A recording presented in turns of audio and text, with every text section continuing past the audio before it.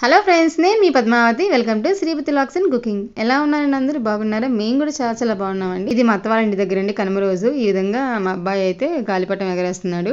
వాళ్ళిద్దరు బావలతో కలిపి ఎగరేస్తున్నాడు అనమాట. వాళ్ళిద్దరిని అసలు గెలవనివ్వట్లేదు. ఇది మా ఇంటికి కొంచెం దగ్గరలో ఈ విధంగా ఉంటుంది. ఇక్కడ మినుములు వేశారండి.